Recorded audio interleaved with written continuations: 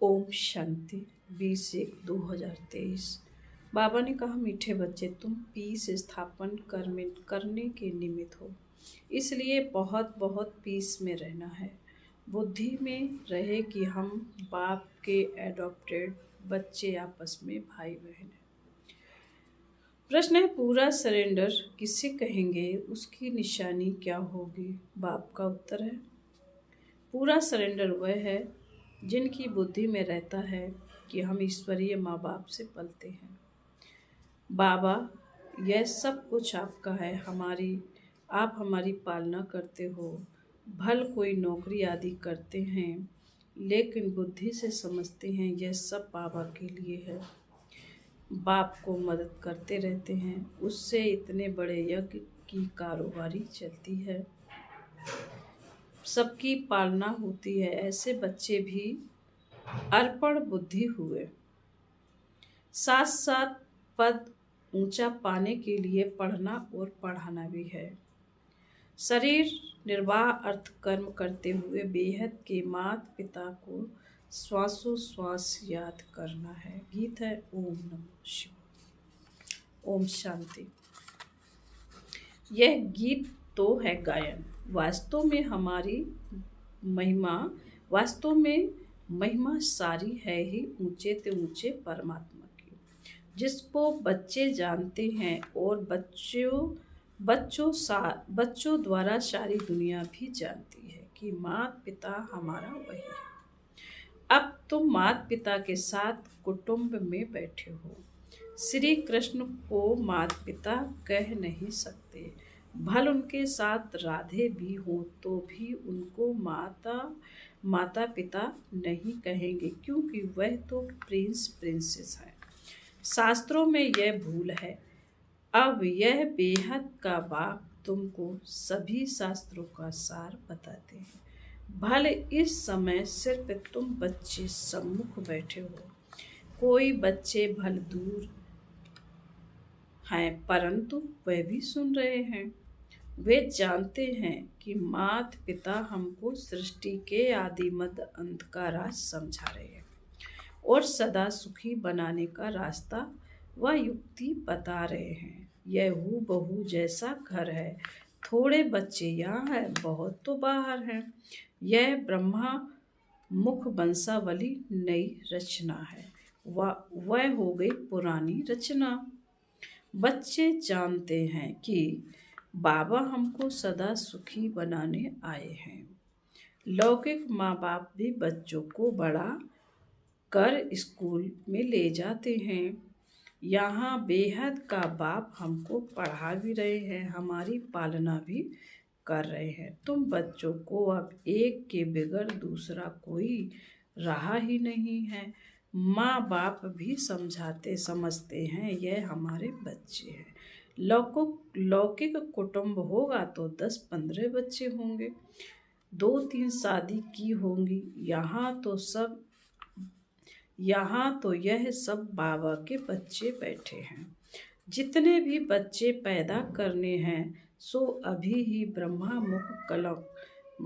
मुख कमल द्वारा करने हैं। पीछे तो बच्चे पैदा करने ही नहीं हैं, सभी को वापस जाना है। यह एक ही एडॉप्टेड माता निमित्त है।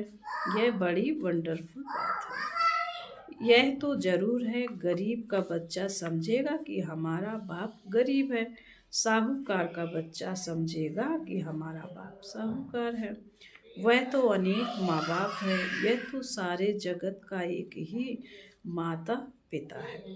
तुम सभी जानते हो कि हम उनके मुख से एडॉप्ट हुए हैं। यह हमारा पारलौकिक माँ बाप है। यह आते ही पुरानी सृष्टि में है, जब मनुष्य बहुत बहुत दुखी होते हैं। बच्चे जानते हैं कि हमने इस पारलौकिक माता पिता की गोद ली। हम सब आपस में भाई बहन हैं, दूसरा कोई हमारा संबंध नहीं है। तो भाई बहन को आपस में बहुत मीठा, रॉयल, पीसफुल, नॉलेजफुल, ब्लिसफुल बनना चाहिए। जबकि तुम पीस स्थापन कर रहे हो तो तुमको भी बहुत पीस में रहना चाहिए। बच्चों को यह तो बुद्धि में होना चाहिए कि हम पारलौकिक बाप के एडॉप्टेड बच्चे हैं। परम धाम से बाप आए हैं, वह है डाडा, ग्रैंडफादर।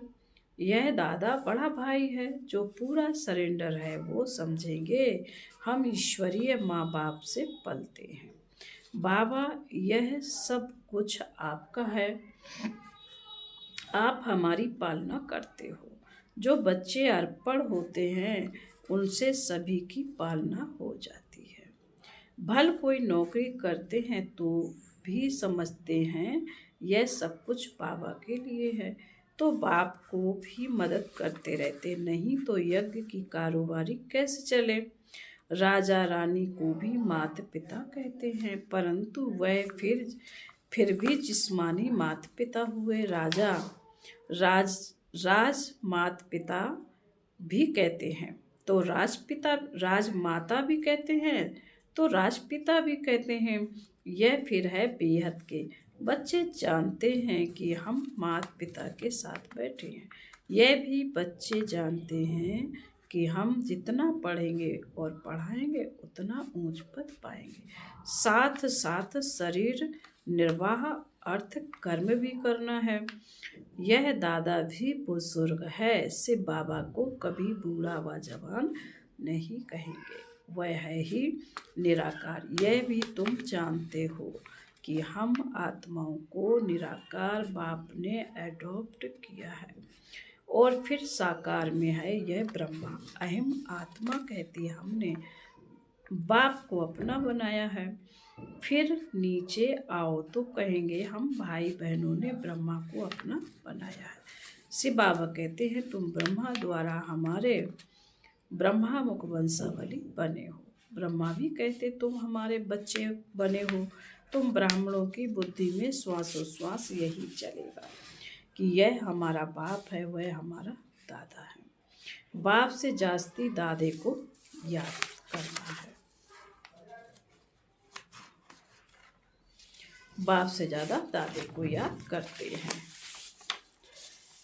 वह मनुष्य तो बाप से झगड़ा आदि करके भी दादे से प्रॉपर्टी ले लेते हैं। तुमको भी कोशिश करके बाप से भी जास्ती दादे से वर्षा लेना है। बाबा जब पूछते हैं तो सभी कहते हैं हम नारायण को वरेंगे। कोई कोई नए आते हैं, पवित्र नहीं रह सकते तो वह हाथ नहीं उठा सकते। कह देते माया बड़ी प्रबल है। वह तो कह भी नहीं सकते कि हम श्री नारायण को व लक्ष्मी को वरेंगे। देखो, जब बाबा सम्मुख सुनाते हैं तो कितना खुशी का पारा चढ़ता है। बुद्धि को रिफ्रेश किया जाता है तो नशा चढ़ता। फिर किसी किसी को वह नशा स्थायी रहता है, किसी किसी में कम हो जाता है। बेहद के बाप को याद करना है, 84 जन्मों को याद करना है और चक्रवर्ती राजाई को भी याद करना है। जो मानने वाले नहीं होंगे उनको याद नहीं करेंगे। बाप दादा समझ जाते हैं कि बाबा बाबा कहते तो हैं परंतु सच याद करते नहीं और ना लक्ष्मी नारायण को वरने लायक है। चलन ही ऐसी है। अंतर्यामी बाप हर एक की बुद्धि को समझते हैं। यहाँ शास्त्रों की तो कोई बात ही नहीं। बाप ने आकर राजयोग सिखाया है जिसका नाम गीता रखा है। बाकी तो छोटे मोटे धर्मों वाले सब अपना अपना शास्त्र बना लेते हैं, फिर वह चढ़ते रहते हैं। बाबा शास्त्र नहीं पढ़े हैं, कहते हैं बच्चे मैं तुमको स्वर्ग की राह बताने आया हूँ। तुम जैसे अशरीरी आए थे वैसे ही तुमको जाना है। देह सहित सब इन दुखों के कर्म बंधन को छोड़ देना, क्योंकि देह भी दुख देती है। बीमारी होगी तो क्लास में आ नहीं सकेंगे, तो यह भी दादे का बंधन हो गया। इसमें बुद्धि बड़ी शालीन चाहिए। पहले तो निश्चय चाहिए कि बरोबर बाबा स्वर्ग रचता है। अभी तो हैं अनेक अभी तो है नर्क। जब कोई मरता है तो कहते हैं स्वर्ग गया, तो जरूर नर्क में था। परंतु यह तुम अभी समझते हो, क्योंकि तुम्हारी बुद्धि में स्वर्ग है। बाबा रोज नए नए तरीके से समझाते, तो तुम्हारी बुद्धि में अच्छी रीति बैठे। हमारा बेहद का माता पिता है, तो पहले बुद्धि एकदम ऊपर चली जाएगी। फिर कहेंगे इस समय बाबा आबू में है। जैसे यात्रा पर जाते हैं तो बद्रीनाथ का मंदिर ऊपर रहता है, पंडे ले जाते हैं। बद्रीनाथ खुद तो ले चलने लिए नहीं आता है, मनुष्य पंडा बनते हैं। यहाँ शिव बाबा खुद आते हैं परम धाम से, कहते हैं आत्माएं तुमको यह शरीर छोड़ शिवपुरी चलना है। जहाँ जाना है वह निशाना जरूर याद रहेगा। वह बद्रीनाथ चैतन्य में आकर बच्चों को साथ ले जाएगा। ऐसे तो हो नहीं सकता, वह तो यहाँ का रहवासी है। यह परम पिता परमात्मा कहते हैं मैं परम धाम का रहवासी हूँ, तुमको लेने लिए आया हूँ। श्री कृष्ण तो ऐसे कह न सके। रुद्र शिव बाबा कहते हैं यह रुद्र यज्ञ रचा हुआ है। गीता में भी रुद्र की बात लिखी हुई है। वह रूहानी बाप कहते मुझे याद करो। बाप ऐसी युक्ति से यात्रा सिखाते हैं जो जब विनाश हो तो तुम आत्मा शरीर छोड़ सीधा बाप के पास चले जाएंगे। फिर तो शुद्ध आत्मा को शुद्ध शरीर चाहिए। सो तब होगा जब नई सृष्टि हो। अभी तो सभी आत्माएं मच्छरों सदृश वापस जाएंगी बाबा के साथ, इसलिए उसको खिबैया भी कहा जाता है। इस विषय सागर से उस पार ले जाते हैं। श्री कृष्ण को खिबैया नहीं कह सकते। बाप ही इस दुख के सागर से सुख के सागर में ले जाते हैं। यही भारत विष्णुपुरी लक्ष्मी नारायण का राज्य था। अब रावणपुरी है। रावण का चित्र भी दिखाना चाहिए। चित्रों से बहुत काम लेना है। जैसे हमारी आत्मा है वैसे बाबा की आत्मा है। सिर्फ हम पहले अज्ञानी थे, वह ज्ञान का सागर है। अज्ञानी उसको कहा जाता है जो रचता और रचना को नहीं जानते। रचता द्वारा जो रचता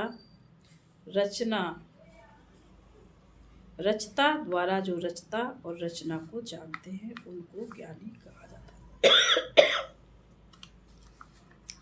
यह ज्ञान तुमको यहाँ मिलता है, सतयुग में नहीं मिलता। वो लोग कहते हैं परमात्मा विश्व का मालिक है। मनुष्य उस मालिक को याद करते हैं, परंतु वास्तव में विश्व का अथवा सृष्टि का मालिक तो लक्ष्मी नारायण बनते हैं। पर निराकार शिव बाबा तो विश्व का मालिक नहीं बनता नहीं, तो उन्हों से पूछना पड़े कि वह मालिक निराकार है या साकार। निराकार तो साकार सृष्टि का मालिक हो ना सके। वह है ब्रह्मांड का मालिक, वही आकर पतित दुनिया को पावन बनाते। खुद पावन दुनिया का मालिक नहीं बनते, उनका मालिक तो लक्ष्मी नारायण बनते हैं और बनाने वाला है बाप। यह बड़ी गुहा बातें हैं समझने की। हम आत्मा भी जब ब्रह्मा तत्व में रहती हैं तो ब्रह्मांड के मालिक हैं। जैसे राजा रानी कहेंगे हम भारत के मालिक हैं, तो प्रजा भी कहेगी हम मालिक हैं, वहाँ रहते तो हैं ना। वैसे बाप ब्रह्मांड का मालिक है, हम भी मालिक ही ठहरे। फिर बाबा आकर नई सृष्टि रचते हैं। कहते हैं मुझे इस पर राज्य नहीं करना है। बाबा कहते हैं मुझे इस पर राज्य नहीं करना, मैं मनुष्य नहीं बनता हूँ, मैं तो यह शरीर भी लोन लेता हूँ। तुमको सृष्टि का मालिक बनाने राजयोग सिखलाता हूँ। तुम जितना पुरुषार्थ करेंगे उतना ऊंच पद पाएंगे, इसमें कमी मत करो। टीचर तो सभी को पढ़ाते हैं, अगर इम्तहान में बहुत पास होते हैं तो टीचर का भी शो होता है, फिर उनको गवर्नमेंट से लिफ्ट मिलती है। यह भी ऐसे ही है। जितना अच्छा पढ़ेंगे उतना अच्छा पद मिलेगा। बाप खुद भी माँ बाप भी खुश होंगे। इम्तहान में पास होते हैं तो मिठाई बांटते हैं। यहाँ तो तुम रोज मिठाई बांटते हो, फिर जब इम्तहान में पास हो जाते हो तो सोने के फूलों की वर्षा होती है। तुम्हारे ऊपर कोई आकाश से फूल नहीं गिरेंगे, परंतु तुम एकदम सोने के महलों के मालिक बन जाते हो। यह तो कोई भी महिमा करने के लिए सोने के फूल बनाकर उन पर डालते हैं। जैसे दरभंगा का राजा बहुत साहूकार था, उनका बच्चा विलायत गया तो पार्टी दी, बहुत पैसा खर्च किया, उनसे सोने के फूल बनाकर वर्षा की थी।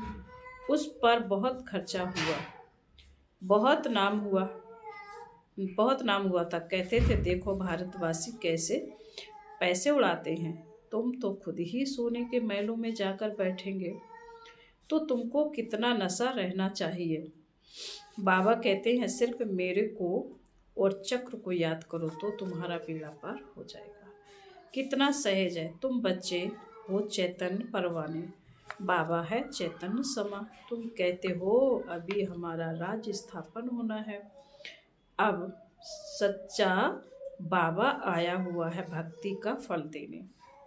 बाबा ने खुद बतलाया है मैं कैसे आकर नए ब्राह्मणों की सृष्टि रचता हूँ। मुझे जरूर आना पड़े। तुम बच्चे जानते हो हम ब्रह्मा कुमार कुमारियाँ हैं, शिव बाबा के पौत्र। यह फैमिली है वंडरफुल। कैसे देवी देवता धर्म का कलम लग रहा है। झाड़ में क्लियर है, नीचे तुम बैठे हो। तुम बच्चे कितने सौभाग्यशाली हो। मोस्ट वेलवेट बाप बैठ समझाते हैं कि मैं आया हूँ तुम बच्चों को रावण की जंजीरों से छुड़ाने।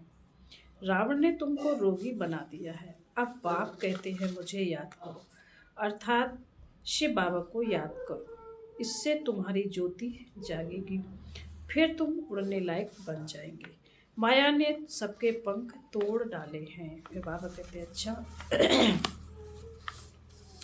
मीठे मीठे शकील दे बच्चों प्रति माता पिता बाप दादा का याद प्यार और गुड मॉर्निंग। रूहानी बाप की रूहानी बच्चों को नमस्ते। हम रूहानी बच्चों की रूहानी माता पिता बाप दादा को याद प्यार गुड मॉर्निंग और नमस्ते। ओम शांति।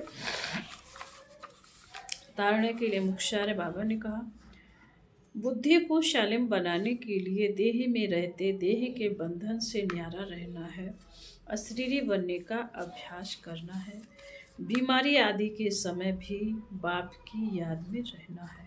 पारलौकिक माता पिता के बच्चे बने हैं, इसलिए बहुत बहुत मीठा, रॉयल, पीसफुल, नॉलेजफुल और ब्लिसफुल रहना है। पीस में रहे पीस स्थापन करनी है। आज का वरदान है रूहानियत के साथ रमणीकता में आने वाले मर्यादा पुरुषोत्तम भव। कई बच्चे हंसी मजाक बहुत करते हैं और उसे ही रमणीकता समझते हैं। वैसे रमणीकता का गुण अच्छा माना जाता, लेकिन व्यक्ति समय संगठन स्थान वायुमंडल के प्रमाण रमणीकता अच्छी लगती है। यदि इन सब बातों में से एक बात भी ठीक नहीं तो रमणीकता भी व्यर्थ की लाइन में गिनी जाएगी और सर्टिफिकेट मिलेगा। फिर यह हंसाते बहुत अच्छा है लेकिन बोलते बहुत हैं, इसलिए हंसी मजाक अच्छा वह है जिसमें रूहानियत हो और उस आत्मा का फायदा हो। सीमा के अंदर बोलना हो तब कहेंगे मर्यादा पुरुषोत्तम। फिर बाबा ने आज स्लोगन में कहा सदा स्वस्थ रहना है तो आत्मिक शक्ति को बढ़ाओ। ओम शांति।